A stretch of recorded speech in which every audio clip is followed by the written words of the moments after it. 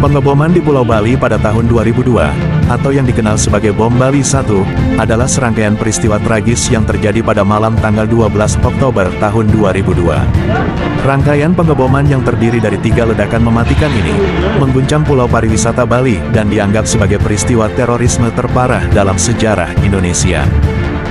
Dalam rentang waktu hanya beberapa jam, kedamaian malam di Pulau Bali tergantikan oleh kehancuran dan duka yang mendalam.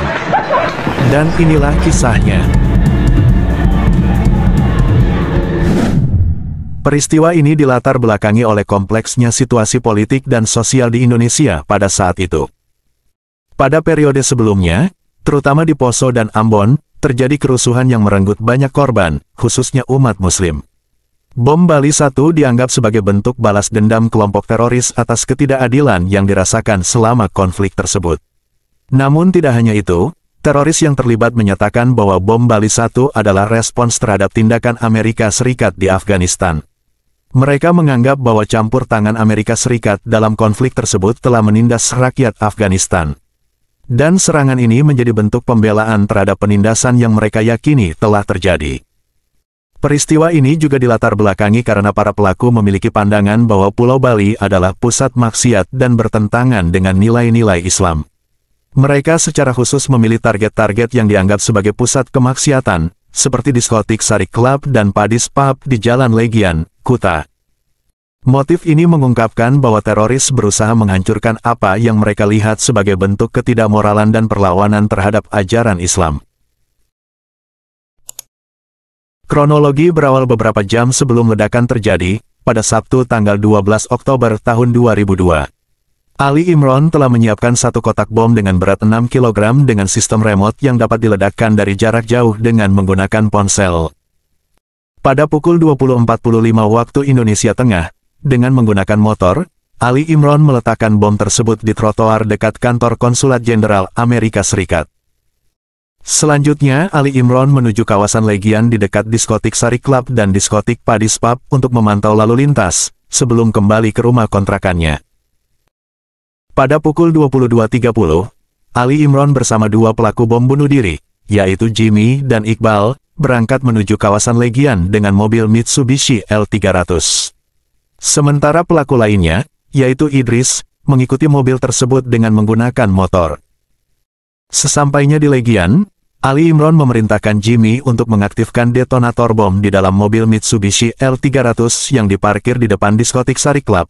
Sementara Iqbal yang menjadi pengantin bom, diperintahkan memakai bom rompi untuk meledakkan diri di diskotik Padis Pub.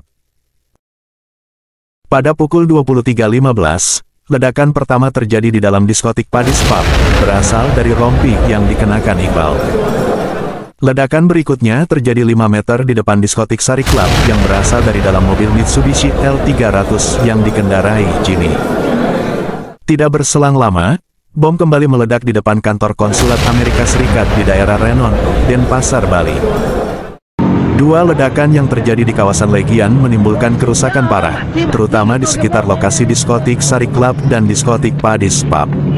Puluhan bangunan yang berjarak 10 hingga 20 meter dari lokasi ledakan rusak berat. Kaca-kaca hotel, toko, maupun bangunan-bangunan di sekitarnya juga tidak luput dari kerusakan. Kuatnya ledakan bom yang terjadi di depan diskotik Sari Club bahkan meninggalkan lubang besar berdiameter 2 kali 4 meter dan kedalaman hingga 1,5 meter. Peristiwa ini merenggut nyawa sebanyak 202 orang, dan mengakibatkan 209 orang mengalami luka-luka. Korban mayoritas merupakan wisatawan mancanegara dan beberapa warga negara Indonesia. Pelaku kunci dari tragedi berdarah ini adalah Amrozi bin Nur Hashim yang ditangkap di rumahnya di Desa Tenggulun, Lamongan, Jawa Timur, pada tanggal 10 November tahun 2002. Dari kesaksian Amrozi, diketahui ada 5 orang yang menjadi tim inti pengeboman, yaitu Ali Imron, adik Amrozi, Ali Fauzi, saudara Amrozi, dan Komarudin yang menjadi eksekutor di Sari Club dan Padis Pub. Selain itu ada M. Gufron, kakak Amrozi, dan Mubarok yang membantu mempersiapkan pengeboman. Tersangka lain adalah Imam Samudra, yang ditangkap pada tanggal 26 November tahun 2002 di kapal Pelabuhan Merak. Kemudian dari hasil penyelidikan, Total ada 26 orang yang akhirnya ditetapkan sebagai tersangka, termasuk Umar Patek, alias Umar Kecil. Fakta di persidangan menyatakan bahwa para pelaku pengeboman merupakan anggota kelompok Jamaah Islamiyah. Tragedi bom Bali 1 dianggap menjadi salah satu kasus pelanggaran HAM berat dan meninggalkan trauma yang mendalam. Karena hal itu, Majelis Hakim kemudian memutuskan bahwa para tersangka kasus bom Bali 1, yaitu Amrozi, M. Gufron, dan Imam Samudra dijatuhi hukuman mati. Eksekusi ketiganya dilaksanakan pada tanggal 8 November tahun 2008 di Bukit Nirbaya, Nusa Kambangan, Cilacap, Jawa Tengah. Pelaku lain yang terlibat dalam tragedi ini, seperti Ali Imron bin Hanur Hashim alias Alik, Mubarok alias Utomo Pamungkas, dan Suranto Abdul Goni alias Umar alias Wayan, divonis penjara seumur hidup. Adapun teroris yang paling dicari yakni Dr. Azahari bin Husin atau The Demolition Man, tewas pada penyergapan di tahun 2005.